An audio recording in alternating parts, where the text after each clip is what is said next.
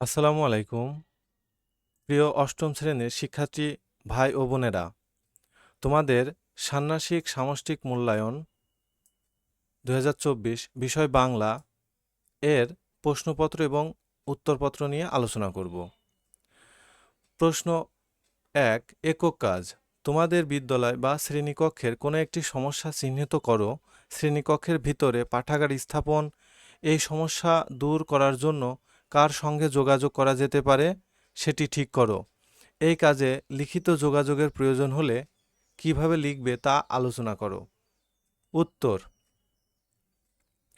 15 জুলাই 2024। প্রধান শিক্ষক, ননির পুতুল উচ্চ বিদ্যালয়, খুলনা সদর উপজেলা, খুলনা। বিষয়: ক্লাসরুমে পাঠাগার তৈরির জন্য অনুমতি ও অনুদানের আবেদন। মহোদয়, আমরা ননির পুতুল উচ্চ বিদ্যালয়ের অষ্টম শ্রেণীর শিক্ষার্থী। আমাদের ক্লাসরুমের ভিতরে আমরা একটি পাঠাগার তৈরি করতে চাই। ক্লাসরুমের ভিতরে একটি পাঠাগার থাকলে বিরতির সময় অথবা বিভিন্ন ধরনের বই পড়তে পারবো, যা আমাদের অনেকেরই পছন্দের কাজ। পাঠাগার স্থাপনের জন্য আমাদের একটি বইয়ের শেলফ প্রয়োজন, যা শ্রেণীকক্ষের এক কোণায় রাখা হবে। এছাড়া এই শেলফে রাখার জন্য কিছু বই কেনারও প্রয়োজন। শ্রেণী শিক্ষকের তত্ত্বাবধানে আমরা এই পাঠাগার পরিচালনা করতে চাই।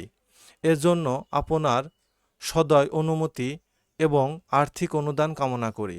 বিনীত অষ্টম শ্রেণীর শিক্ষার্থীবৃন্দ, ননির পুতুল উচ্চ বিদ্যালয়। এবার দ্বিতীয় প্রশ্নটি হচ্ছে, একক কাজ।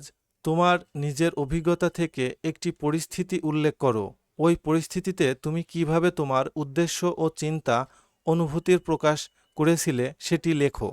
আর কিভাবে প্রকাশ করলে এই চিন্তা অনুভূতির প্রকাশ আরও ভালোভাবে হতে পারে বলে তুমি মনে করো। উত্তর: পরিস্থিতি: অমর 21-এ বইমেলায় যাওয়া।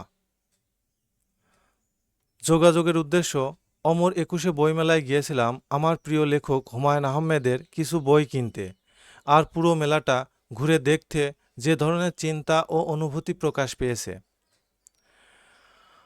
অমর 21-এ বইমেলা যাওয়া নিয়ে আমি খুবই উৎসাহী ছিলাম। আমার খুব ভালো লাগছিল, মনে হচ্ছিল বই তো কিনবই, সেই সাথে অনেক পরিচিত লেখকের সাথেও দেখা হবে। বিশেষ করে মোহাম্মদ জাফর ইকবাল স্যার প্রতি বছর মেলায় আসেন। তার লেখা বৈজ্ঞানিক কল্পনা কাহিনীর বইও কিনব। সেই সাথে তার লেখা বৈজ্ঞানিক কল্পকাহিনীর বইও কিনব। সেই সাথে তার অটোগ্রাফও নিব। চিন্তা হচ্ছিল যে হুমায়ুন আহমেদ স্যারের বই কোন স্টলে বেশি পাওয়া যায় সেটা বুঝবো কিভাবে। আবার জাফর ইকবাল স্যার আজ মেলায় আসবেন কিনা, আর যে উপায়ে যোগাযোগ করতে হবে করা যেত।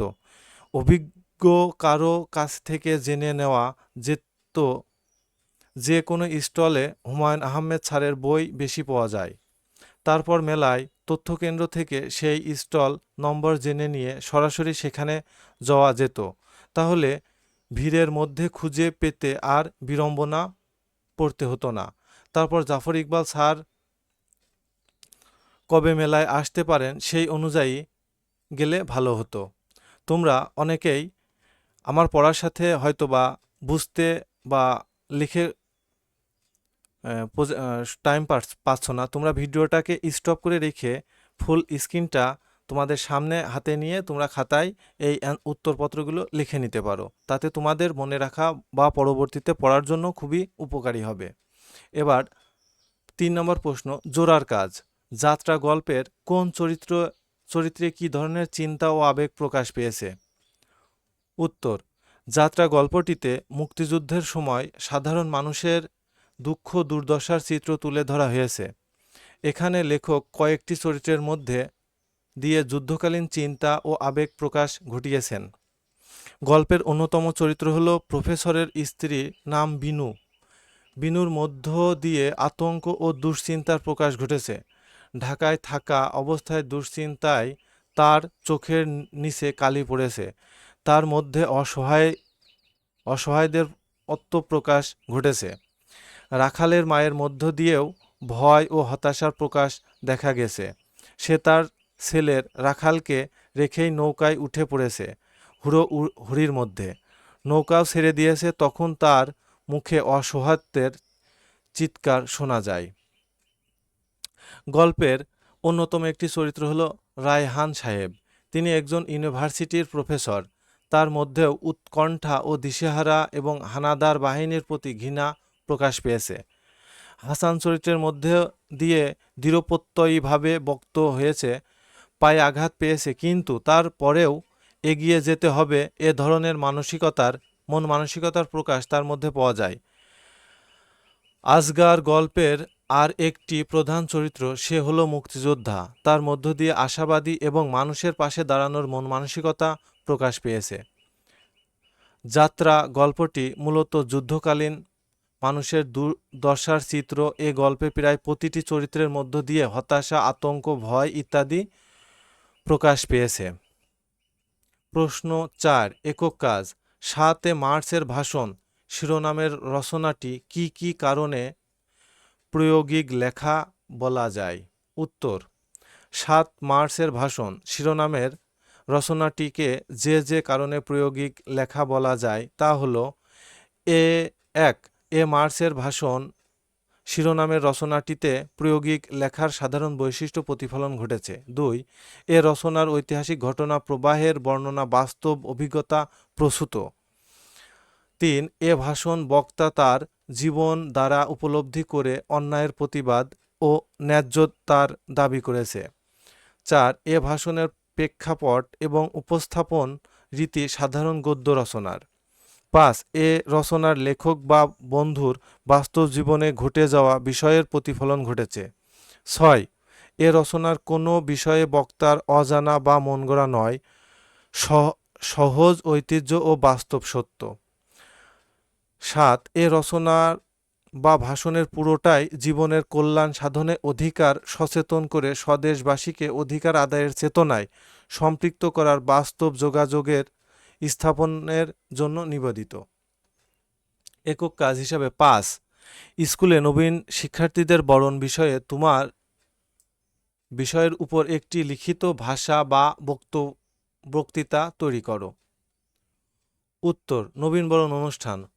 উপস্থিত আজকের নবীনবরণ অনুষ্ঠানের সম্মানিত সভাপতি, প্রধান অতিথি, বিশেষ অতিথি, উপস্থিত সাধু মণ্ডলী ও আমার প্রাণপ্রিয় ছাত্র ছাত্রী ভাই বোনেরা, আমার শুভেচ্ছা গ্রহণ করুন।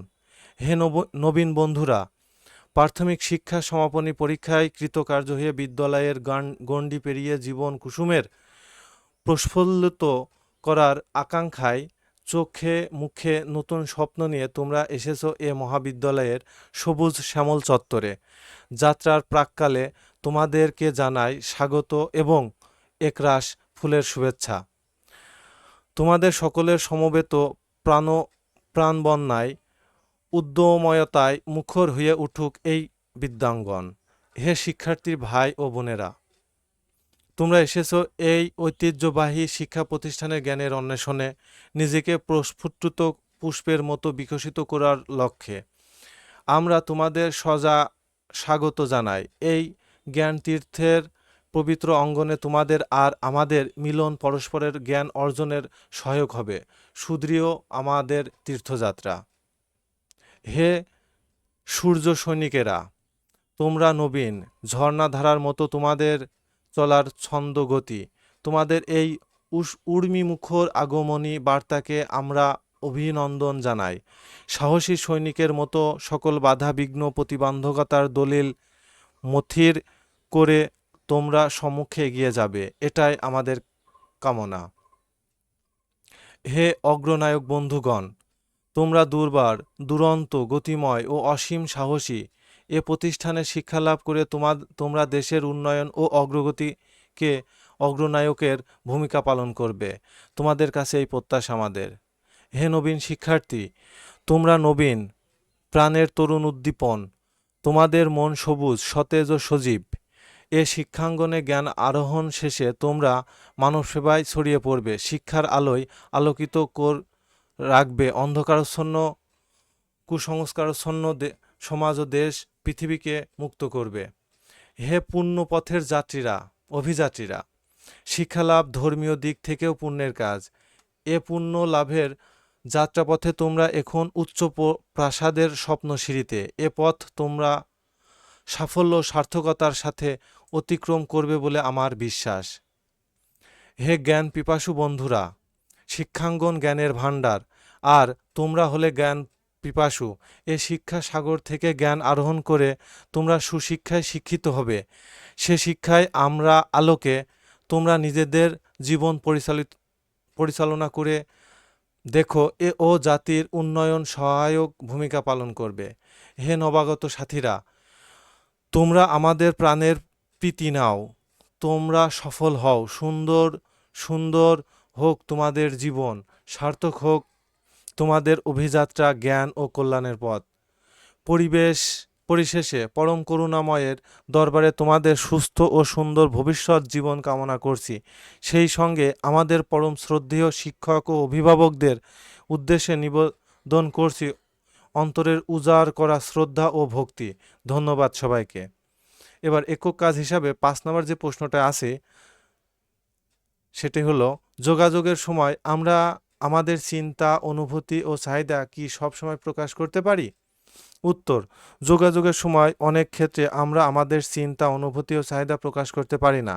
এর পেছনে দুটি প্রধান কারণ কাজ করে। প্রথমত, অনেক সময় চিন্তা, অনুভূতি ও চাহিদা প্রকাশে সঠিকভাবে বিষয়টি উপস্থাপনা ব্যাহত হয়।